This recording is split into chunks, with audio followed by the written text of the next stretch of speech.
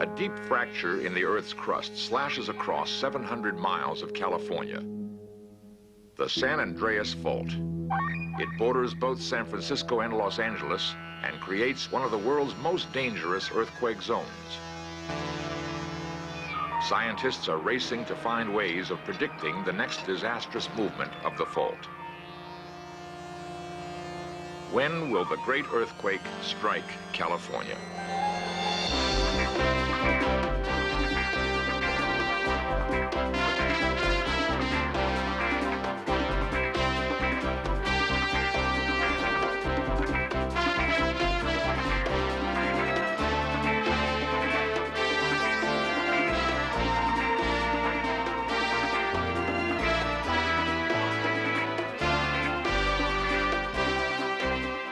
This series presents information based in part on theory and conjecture. The producer's purpose is to suggest some possible explanations, but not necessarily the only ones, to the mysteries we will examine. California is famous for its warm and sunny climate. Its diverse lifestyles and spectacular vistas are as varied as any other land on Earth.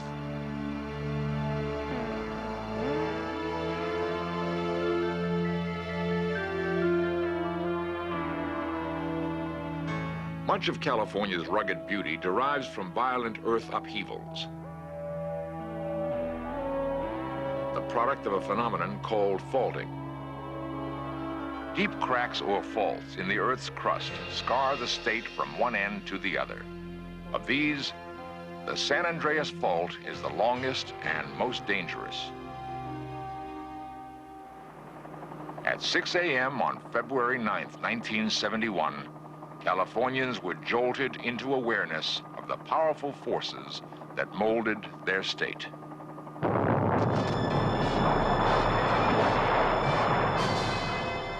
A sudden earthquake just north of Los Angeles caused massive devastation. 50 people were killed in the collapse of 2 hospitals.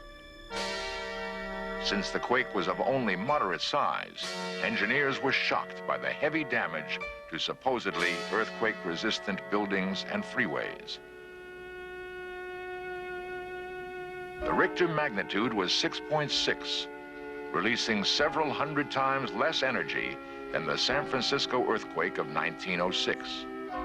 Had the shaking continued for another few seconds, the San Fernando disaster would have been far worse. 2 dams holding 7 billion gallons of water threatened 80,000 sleeping people. When the dams began to collapse, only the abnormally low water level prevented catastrophe. Geologists soon pinpointed the quake on a minor branch of the San Andreas Fault. The main spine of the fault hadn't even moved. The San Andreas Fault system is part of a grid of faults, mountain chains, and trenches in the ocean floor. These features mark the boundaries between huge moving slabs of the Earth's crust called plates. Carrying continents and oceans with them, the plates float on a hot liquid layer of the planet. Along the fault in California, 2 plates slip and grind against each other due to movement deep within the Earth. Dr. Tim Hall has studied the San Andreas Fault for 15 years. I visualize the San Andreas Fault as a 700-mile-long vertical curtain of clay that runs the length of California down to a depth of about 10 miles that separates 2 moving plates from each other, the American plate and the Pacific plate. In places along that clay boundary, the fault can move along year by year, and we call that creep. In other places along the fault, the rocks are stuck together, locked. A large amount of energy gets stored in these surface rocks, which is released periodically by sudden large earthquakes. With its many branches, the San Andreas cuts a broad swath through California from San Francisco, Oakland, San Jose to Los Angeles. All are in fault zones. 15 million people are vulnerable. We shall travel along the fault, seeing places where the danger is great and observing sites where crucial research is underway. The trip begins at Southern California's Salton Sea. Repeated fault movement has lifted and exposed a reddish band of rock. The twisted cliffs were gouged by the fault's immense power. Nearby, the San Andreas has made pockets of groundwater. Lines of palm trees and brush mark the fault's passage beneath the bleak sands.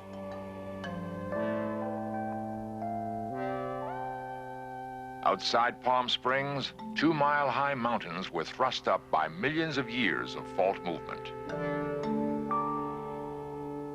The fault skirts the Los Angeles basin.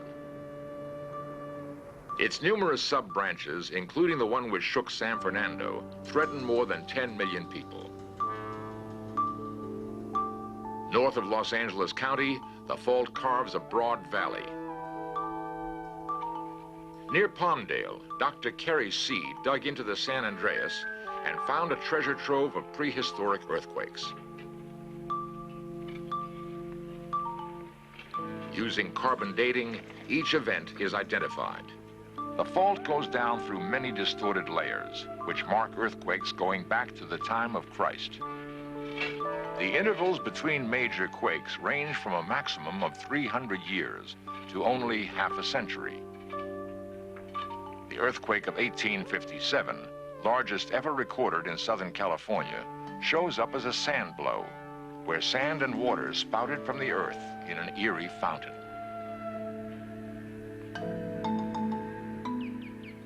Trees along the fault had their roots sheared during the quake, causing growth to slow abruptly at the 1857 ring. In 1975, researchers found that a broad area of desert along the fault had risen about 1 foot during the last 15 years. They began a massive survey program to monitor this Palmdale bulge. Survey teams worked their way tediously up from Los Angeles, measuring the land level. Ominously, part of the bulge recently subsided. This pattern of uplift and collapse also happened before the devastating Alaskan and Chilean earthquakes. In Southern California, the pattern occurred once before without an earthquake. Does the Palmdale bulge reflect a harmless cycle or warn of a major jolt on the San Andreas Fault?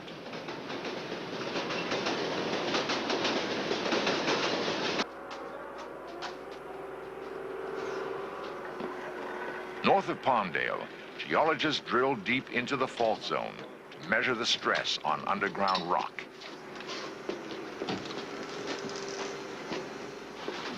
In hope of finding a new way to forecast earthquakes, the researchers pump water into the drill hole.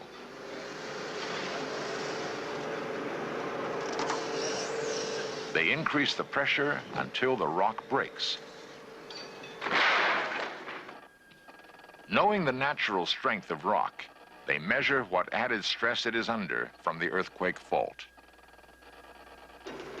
They have found that rock in the fault zone is cracked, water saturated, and close to the breaking point. Further north, the San Andreas cuts through hilly desert country. In the stark and desolate Carrizo Plain, fault features are clearer than anywhere else. Most ground movement here occurs during large earthquakes in jumps of several yards parallel to the fault. The last of these took place in 1857. The quakes also cause the ground to move vertically, forming ridges along the fault. Repeated slippage has diverted streams along the fault. According to carbon dating, this stream bed moved 125 meters in the last 3,400 years. The Pacific Plate slides northwest, averaging 2 inches a year. At this rate, In 5 million years, it will carry Los Angeles past the Carrizo Plain on its way to San Francisco.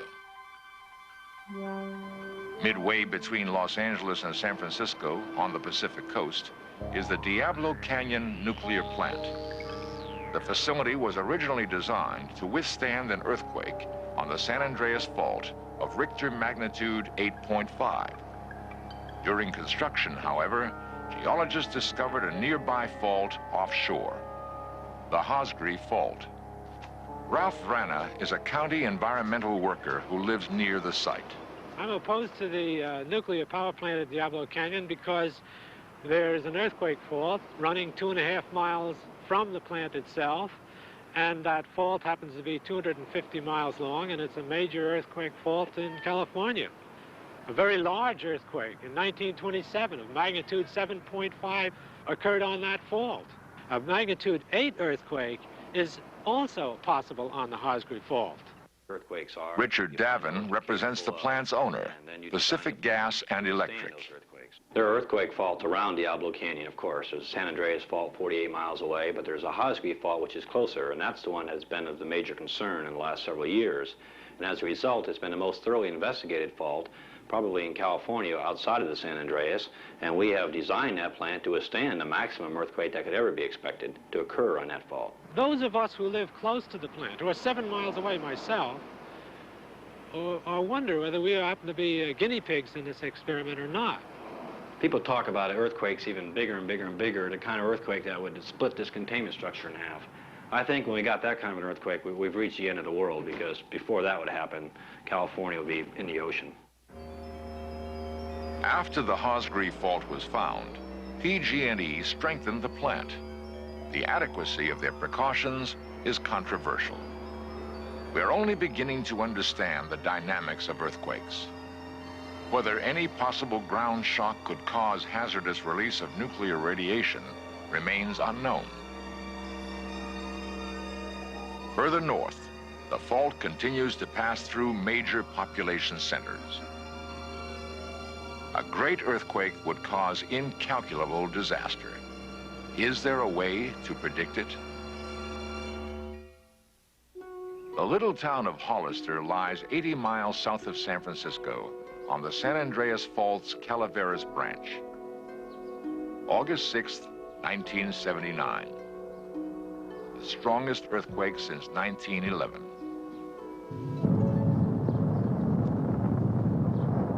Sam Pintello was outside landscaping when it struck. I stood here and you could look out over the hills. You could see the hills rolling into each other, you know, just like they were just sort of bending. The ground was moving, the house was moving. Everything was everything seems to be tilting, especially the hills tilting toward each other. And of course I could see the trees shimmering over here. I didn't know, it was just eerie. The fault at Hollister isn't locked. Slow creep and small shakes tear the land beneath the center of town. Houses are twisted out of shape. Streets and curbs are cracked and broken. In this region of unusual activity, instruments monitor fault movement. Hillsides are dotted with reflectors for laser beams. A unique two-color system tracks deep earth movement across the fault. 4 months before the August quake, the ground began to creep. Movement lasted for 10 weeks, followed by a period of quiet. Then, the earthquake struck. It is hoped the laser will eventually provide a reliable way to forecast earthquakes. West of Hollister, the San Andreas Fault gouges a narrow valley.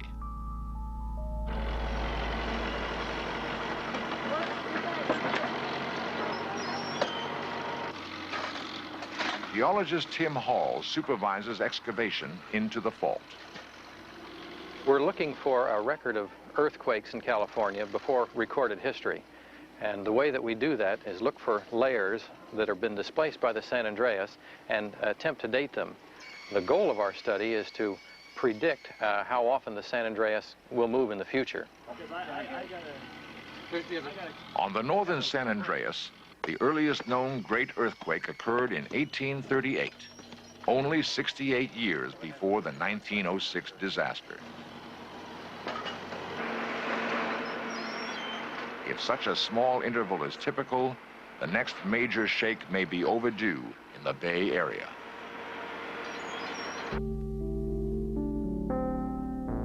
Slashing north along a chain of valleys and long, narrow lakes, the San Andreas Fault cuts the San Francisco Peninsula in two. On the shore of San Francisco Bay is Marine World, where studies of animal behavior may give warning of earthquakes to come.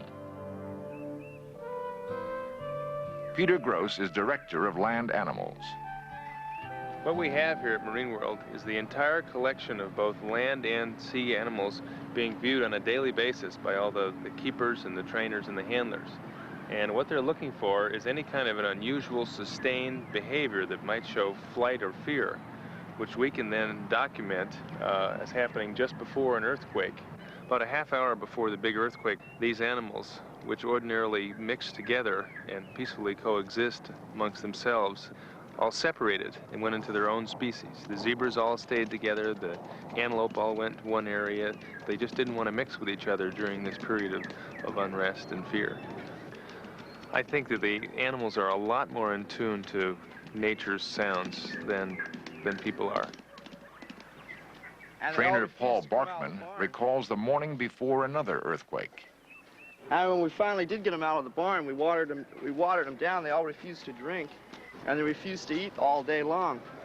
We have one lead elephant, Jenny. She's the oldest. And she was thumping the whole day long, and she was trumpeting, which she very seldom does. And the other elephants were answering her back, and they were just really hard to control the whole day until after 4 o'clock when the quake hit. Then they were fine.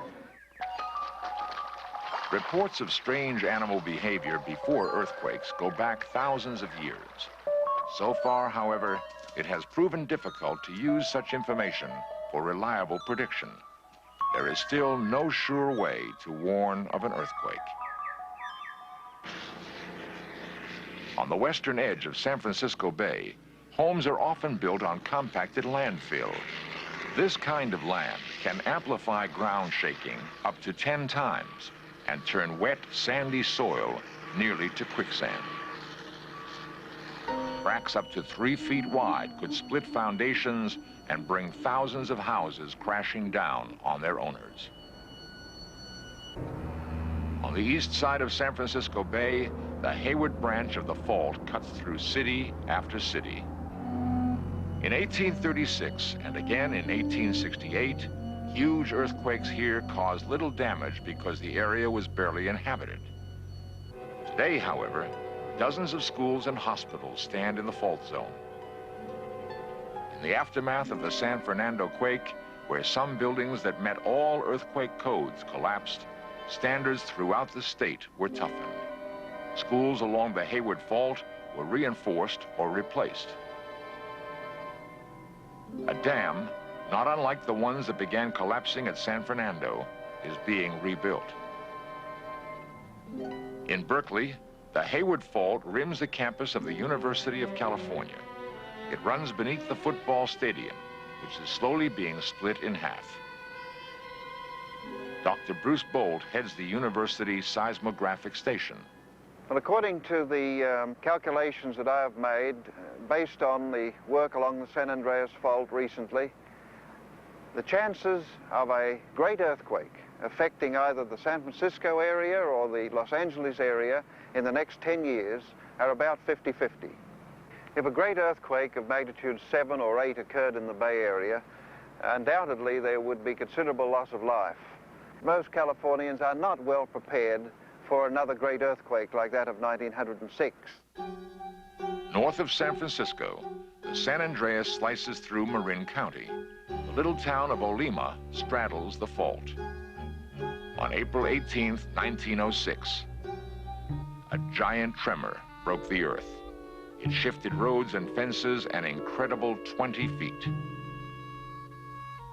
Olimo was the epicenter for California's greatest earthquake disaster, known as the San Francisco earthquake.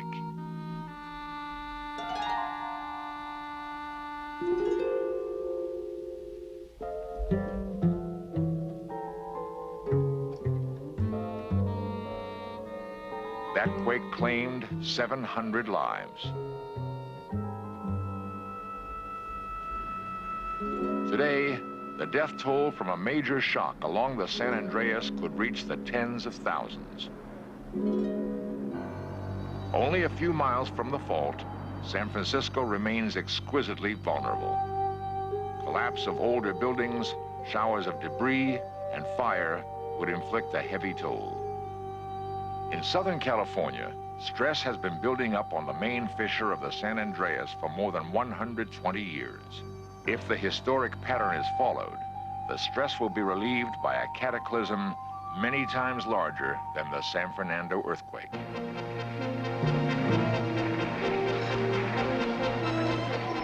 It is frightening to imagine that disaster multiplied 100-fold. Thousands dead, families homeless, firestorms raging out of control. 1906 type disaster would cause unimaginable chaos. But earthquakes recorded in Asia and Alaska dwarf any yet seen in California. Perhaps we have yet to learn the full power of the San Andreas Fault.